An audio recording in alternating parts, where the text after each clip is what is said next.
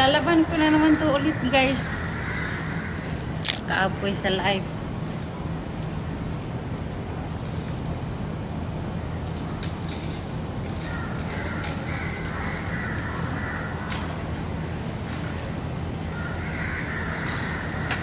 Buti na lang tong mga stick ng pangsampay ko.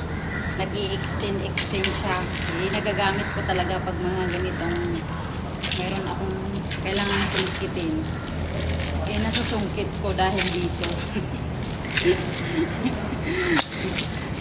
Buti na lang ngayon, nasa 7th floor kami.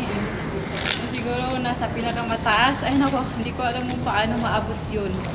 Pag sumagi sa ibang floor.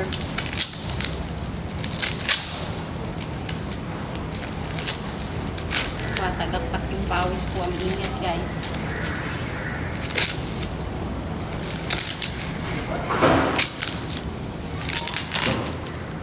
Nataka nga ako kanina kasi nagluluto ako ng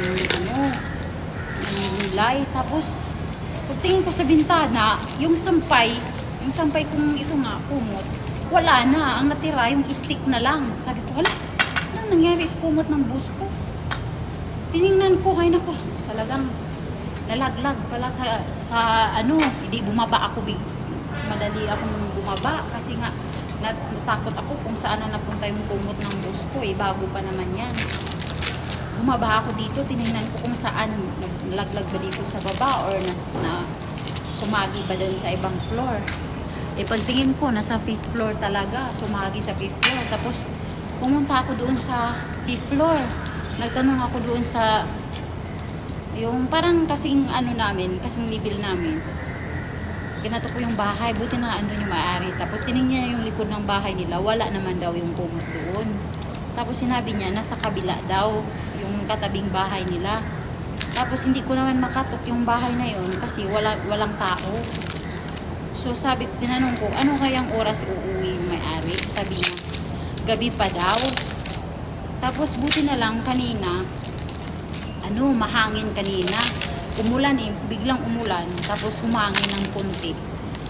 Buti na lang, nalaglag siya sa next floor, 4th floor. Ay, 3rd floor pala. Nalaglag sa 3rd floor, maaabot ko na talaga siya kasi kanina, 5th floor yun sumagi sa 5th floor. Tapos nung humangin, hinangin siya, bumaba na naman siya sa 3rd floor.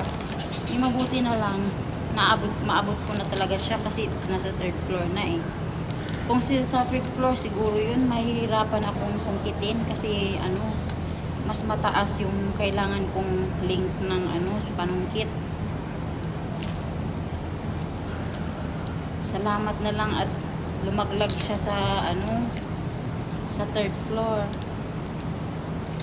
Sana ba yung nito? So, ayun guys. Buti na lang na-manage kung masungkit. Lalabhan ko yan ulit kasi marumi na naman. Nalaglag na sa floor Yan ang mahirap dito pag magsampay ako ng mga bedsheet, mga kumot kasi pagka mahangin talaga, kahit ano pang ilan pa yung clip na nilagay mo ay talagang minsan na siya ng hangin.